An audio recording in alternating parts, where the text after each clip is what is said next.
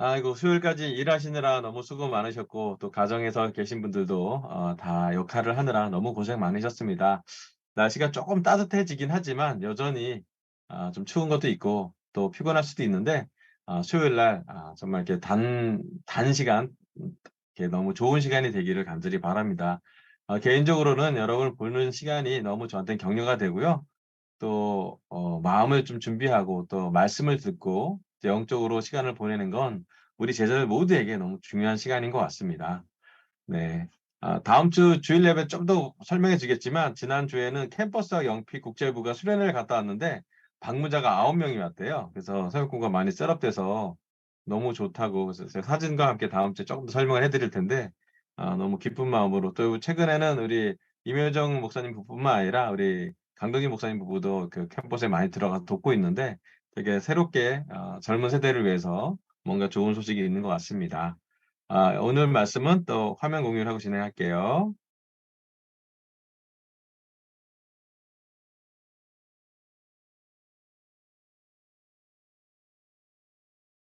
네, 지난 주일 설교는요, 거룩한 성회에 대해서 대속죄일, 너희는 스스로 죄를 고백하고 용서를 받아라. 그리고 거룩한 금식과 성회를 열어라. 그래서 지난주부터 제가 이 거룩한 성회라는 자료를 갖고 큐티 자료도 배부하고 또 이렇게 말씀도 시작했는데요. 혹시 큐티 잘 하고 계시죠? 여러분 하시는 큐티 중에 여기 내용을 더해도 좋고요. 아마 여기 큐티를 갖고도 진행해도 좋을 것 같아서 제가 아빠 한 3월 한 달 동안은 여기 걸 내용을 갖고 같이 주일 예배 때는 그걸 같이 하고 주중 예배 때는 이사야 말씀을 계속 전하려고 지금 계획 중에 있습니다. 자, 오늘은 그 첫 번째로 마가복음 1장 14절부터 18절. 오늘 설교 주제는요. 복음은 회개하라는 명령으로 시작한다라는 주제로 말씀을 전할게요. 우리 그 큐티 모임집에 나온 그런 내용이에요. 마가복음 1장 14절부터 18절 읽어보겠습니다. 마가복음 1장 14절. 요한이 잡힌 뒤에 예수께서 갈릴리에 오셔서 하나님의 복음을 선포하였다. 때가 찼다. 하나님의 나라가 가까이 왔다. 회개하여라. 복음을 믿어라. 예수께서 갈릴리 바닷가를 지나가시다가 시몬과 그의 동생 안드레가 바다에서 그물을 던지고 있는 것을 보셨다. 그들은 어부였다. 예수께서 그들에게 말씀하셨다. 나를 따라오너라. 내가 너희를 사람을 낚는 어부가 되게 하겠다. 그들은 곧 그물을 버리고 예수를 따라갔다. 아멘.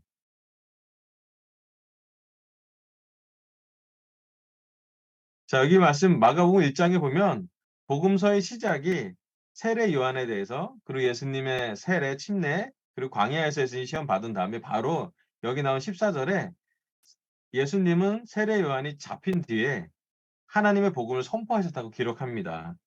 자, 오늘 설교 첫 번째 포인트는요. 복음은 회개하라는 명령으로 시작한다입니다. 예수님이 전했던 복음, 예수님이 전했던 하나님의 말씀, 기쁜 소식은 그 시작이 회개하라는 명령으로 시작했습니다. 하나님이 세례 요한과 예수님을 보내셔서 전달했던 메시지는 세례 요한과 예수님이 똑같은 메시지가 있었는데 그게 바로 회개하라는 말씀이었어요. 세례 요한도 회개 세례에서 전파했고요. 또 예수님도 복음 초반에는 회개하라는 명령을 먼저 선언하면서 복음이 시작되는 것을 볼 수 있었습니다. 예수님이 왜 복음의 시작을 회개하라고 명령하면서 시작했을까 하고 저는 묵상을 해봤습니다.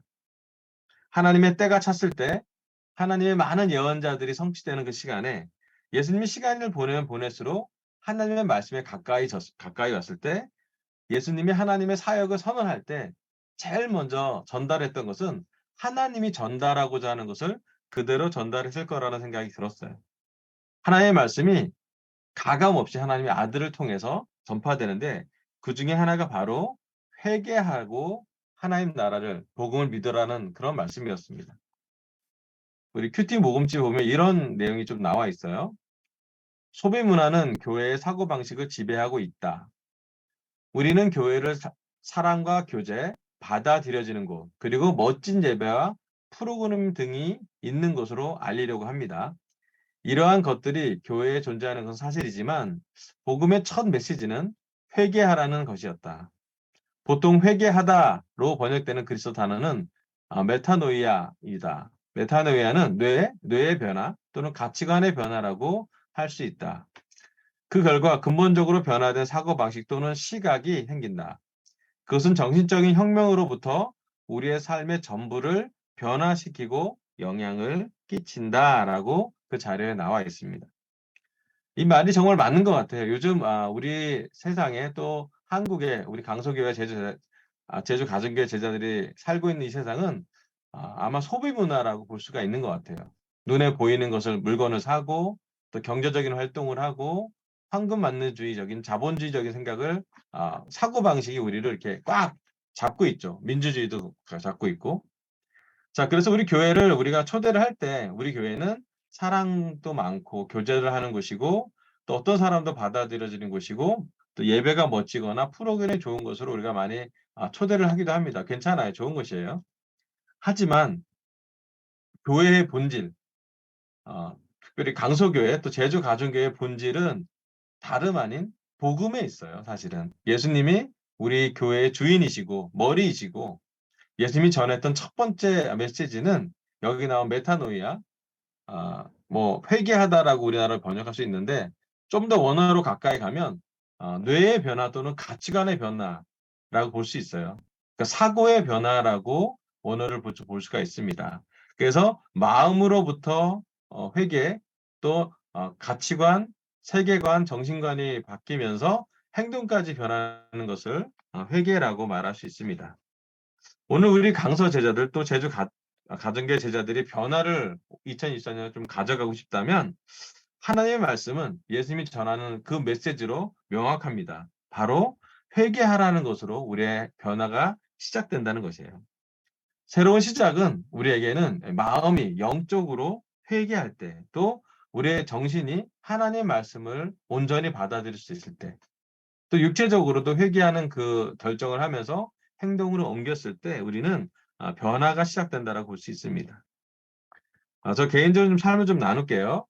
저는 1990년 8월에 아주 오래됐죠. 고3이었던 학생이었던 제가 우리 교회 주중예배 때 참석을 했습니다. 화요일 날이었어요, 그때는.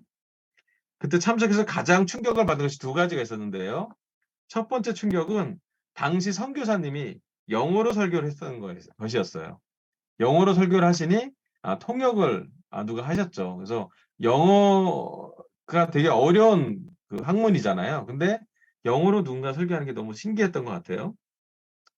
두 번째 저한테 충격이었던 건 뭐냐면 이제 설교가 끝나고 찬양이 다 끝나고 광고가 끝나고 우리 고등학교 학생들이 이렇게 한 10명 정도 모여있던 그 자리가 있었어요.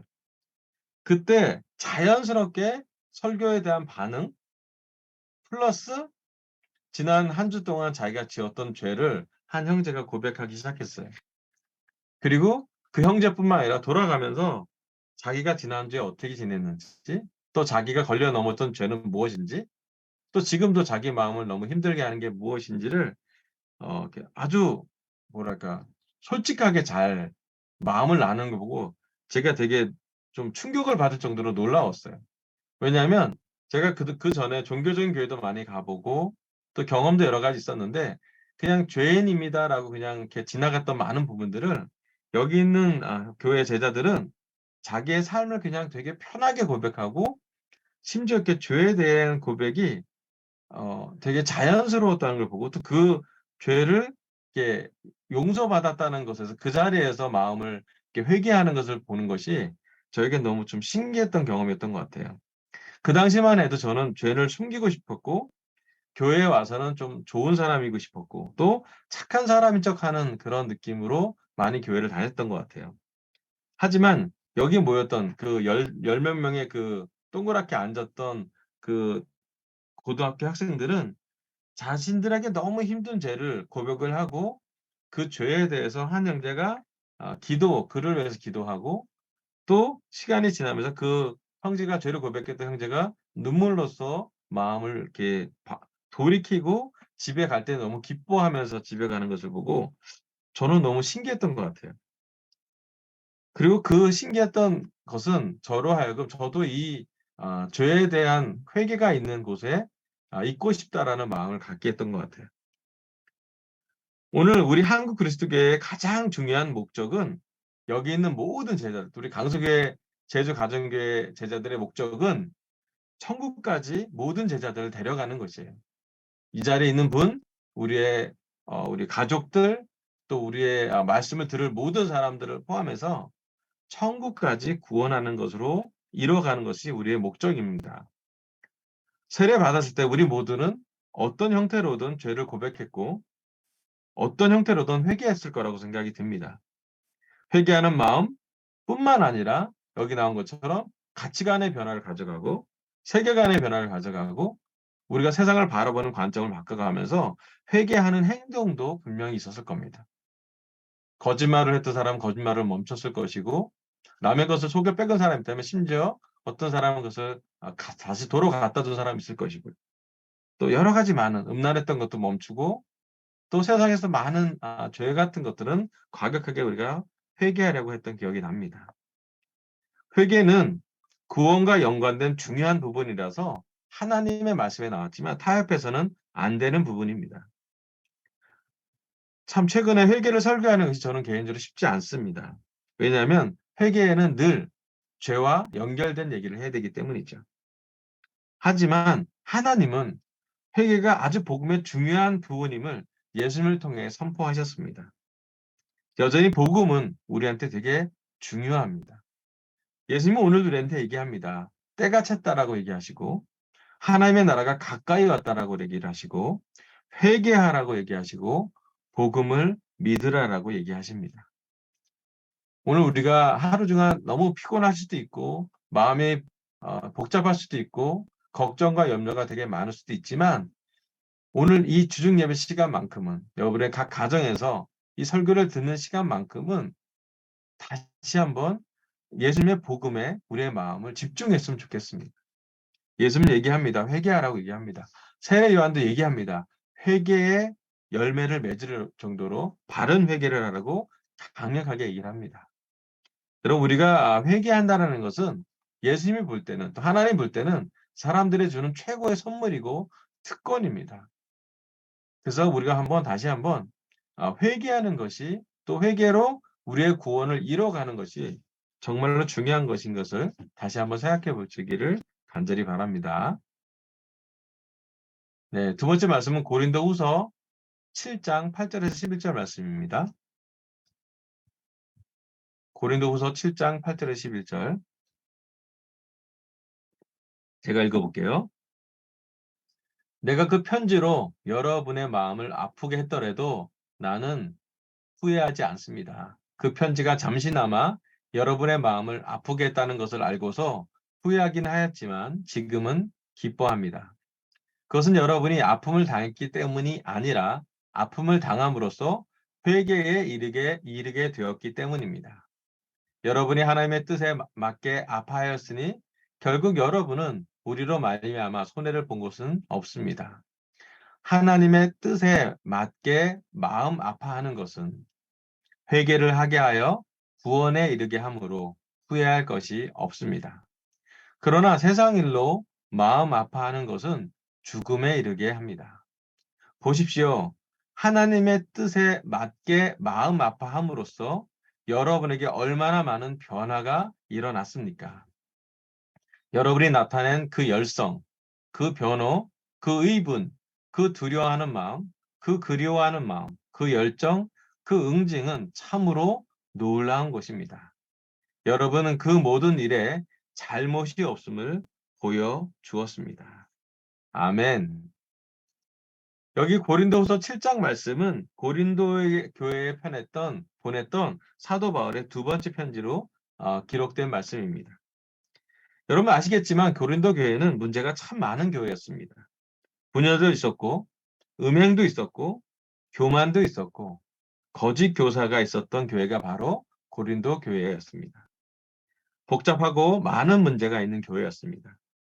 하지만 고린도 전서와 고린도 후서는 좀 다른 그런 기록이 나와 있습니다. 특별히 고린도 후서에서는 정말 복음적인 것이 많이 기록되어 있습니다. 특별히 여기에 나온 7장 8절에 11절 말씀은 회개하는 모든 사람에게 큰 격려가 되는 말씀이 기록되어 있습니다. 오늘 설교 제 두 번째 말씀은요. 아프지만 회개는 유익한 것이다입니다. 사도 바울은 얘기합니다. 여러분의 마음을 아프게 했다고요. 고린도 전서가 고린도 제자들한테 전해졌을 때 사도 바울은 마음이 아픈 것을 알고 있었고 또 후회도 했었다고 합니다. 왜냐하면 사도 바울도 감정을 갖고 있는 사람이기 때문입니다. 고린도 지역에 사는 제자들을 마음 아프게 한 것은 사도 바울에게도 쉽지 않았던 것 같습니다. 하지만 그랬던 도전이 있었던 고린도 전서의 말씀은 선한 영향력이 되어서 고린도 후서의 말씀으로 연결이 됩니다. 감사한 것은 고린도 교회는 문제가 많았던 고린도 전서에만 끝나지 않고 문제를 해결했던 고린도 후서가 우리에게 남았다는 사실입니다. 저는 그래서 개인적으로도 고린도 전서보다 고린도 후서에서 더 많은 희망과 격려를 받고 감동을 받습니다. 특별히 요즘 교회가 힘들 때 저는 고린도 후서를 또 제 삶이 힘들 때 제 마음에 어려움이 있을 때 고린도 후서를 많이 묵상하게 되는 것 같습니다. 회개를 말하는 것은 죄를 여는 것을, 죄를 고백하는 것을 의미합니다. 죄를 열어 고백하는 것은 쉬운 과정이 아닙니다. 마음을 다시 돌이켜 봐야 되고 내 마음에 묻어놨던 착하고 좋고 아름다운 마음을 잠깐 제쳐놓고 우리 마음에 좀 보고 싶지 않은 좀 추한 부분, 어두운 부분을 끄집어내서 볼 때 우리는 회개할 수 있습니다. 불편한 것을 바라보는 것은 우리를 아프게 합니다. 하지만 죄 고백의 시간 또 회개, 죄를 직면하는 회개의 시간은 그 시간을 통해 여태까지 나를 겸손하게 만들었던 것 같아요. 아마도 목사지만 저도 구원을 이뤄가야 되는 한 명의 제자로서 여러분의 형제로서 말한다면 여전히 죄 고백은 마음이 아파요.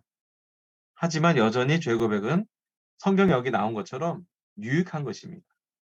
사도 바울은 얘기합니다. 하나님의 뜻에 맞게 마음 아파하는 것. 하나님의 뜻에 맞게 마음 아파하는 것은 회개를 하게 해서 구원에 이르게 한다고 했습니다. 그래서 후회하지 않아도 된다고 했어요. 그러나 세상 일로 마음 아파하는 것은 죽음에 이른다고 했습니다. 그렇다면 진짜 여기서 이 구절에서 우리한테 중요한 말씀은 어떤 것이 하나님의 뜻에 마음 아파하는 것이고 어떤 것이 세상 일로 마음 아프게 하는 것인지 구분하는 그런 지혜나 깨달음이 필요하다는 것이 있습니다. 우리한테 근심이 여러 가지 있죠. 근데 한 가지 이렇게 생각하면 좋을 것 같아요. 세상 근심은 우리에게 파괴적인 결과를 낳게 됩니다. 우리가 어떤 근심을 하다가 잠을 잘 못 잔다. 또 어떤 근심을 하다가 우리한테 우울증이 온다. 또 우리한테 삶에 우리가 짊어질 수 없는 그런 큰 무게로 공황장애가 온다. 여러 가지 되게 불면증이 온다. 이런 느낌이 온다면 한번 잘 살펴보면 좋을 것 같아요. 많은 경우 근심이 근심을 낳고 부정적인 생각이 끊임없이 반복될 때가 많아요. 요즘 좀 제가 느끼는 것은 나이가 들면 들수록 근심이 더 많아지는 세상에 사는 것 같아요. 마음이 좀 더 세상 근심으로 가까워지기 쉬운 상황인 것 같아요. 하지만 하나님의 뜻에 맞게 하는 마음 아파하는 것. 우리가 오늘 얘기하는 것은 이것을 회개라고 얘기한다는 것이에요. 자, 하나님의 뜻에 마음 아파한다는 사람은 이런 결과를 낳습니다. 여기 나온 11절 말씀 볼게요. 보십시오. 하나님의 뜻에 맞게 마음 아파함으로써 여러분에게 얼마나 많은 변화가 일어났습니까? 첫 번째로 하나님의 뜻에 마음 맞게 아파하면 삶의 변화가 나타납니다. 여러분이 나타낸 열정적으로 돼요. 누구한테 열정적이면 하나님에 대해서, 말씀에 대해서, 또 하나님의 그리스도의 몸인 교회에 대해서 열심을 갖게 됩니다. 그 변호, 어떤 것은 보호하고 싶고 변호하게 되죠. 그 의분, 어떤 건 의로운 분노도 나옵니다. 그 두려워하는 마음, 그리워하는 마음, 열정, 응징은 참으로 놀라운 것입니다라고 써 있어요. 여러분 그 모든 일에 잘못이었음을 보여주었습니다. 아멘. 제가 이 구절을 볼 때 가장 많이 떠올랐던 게 뭐냐면 작년과 올해 저희 4 명의 목사가 편지를 보냈을 때 제자들이 보냈던 반응, 제자들이 보냈던 반응에 어떤 일부분의 반응은 하나 되면 뭐 하모의 반응이 이랬던 것 같아요. 열정적으로 했고 어떤 분은 변화하고 어떤 분은 의로운 분노를 했었고 어떤 분은 그래서 하나님을 더 두려워하는 것도 얘기했고 그리워하는 것도 얘기했고 또 그 응징에 대해서도 얘기를 했어요. 또 하모에 활동하지 않는 분이라도 말씀을 보고 또 우리 내 목사의 편지를 보고 그런 똑같은 이런 열정적인 것으로 더 반응했던 눈물로 반응했던 형제자매들이 지난 1년 반 동안 저는 많이 봤던 것 같아요.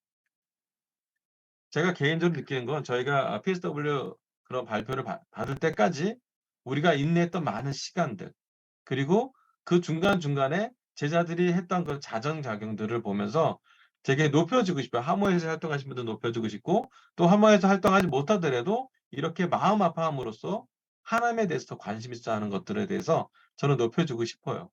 개인적으로는 최근에 또 우리 강서교회 또 제주가정교회가 우리 전환팀을 뽑고 나서도 교회에 좀 더 관심 있는 것을 보고 또 교회의 필요를 대해서 여러 가지 상황을 보면서 더 하나님께 기도하는 것을 보고 저는 되게 감사하다는 생각이 들었어요.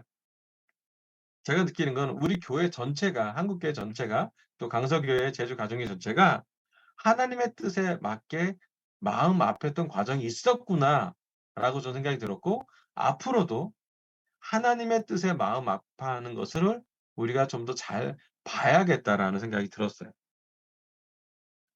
여러분 세상 근심과 하나님의 근심을 구분할 수 있는 깨달음과 지혜가 필요합니다. 그 지혜는 여기 나온 말씀을 깊게 묵상함으로써 특별히 11 절의 말씀을 묵상함으로써 그리고 우리의 기도를 통해서 마음을 정할 수 있어요. 제가 어떤 근심은요. 막 어떤 끊임없는 근심이 올 때는 제가 옥상 가서 또는 제 기도처에 가서 기도합니다. 그리고 얘기해요. "하나님 내 근심이 계속 오는데 하나님께 제발 좀 맡기고 싶습니다." 오늘 우리 제국 형제가 얘기한 것처럼 "주는 평화라는 그 찬양을 드렸을 때 염려를 하나님께 막 드린다."라는 게 말로만 드리는 그런 찬양이 아니라 진짜로 우리 삶에 근심이나 걱정이나 염려가 왔을 때 기도하면서 하나님께 맡기려고 참 노력했던 것 같아요. 그게 진짜 믿음의 싸움이었던 것 같아요. 저뿐만 아니라 우리 강서교회 제자들 또 제주 가정교회 제자들도 저와 함께 이 싸움을 했을 거라고 저는 믿습니다. 최근에 우리가 하나님의 근심인지 아니면 세상 뜻대로 하는 근심인지를 한번 깊게 묵상해 보기를 제안하고 싶어요.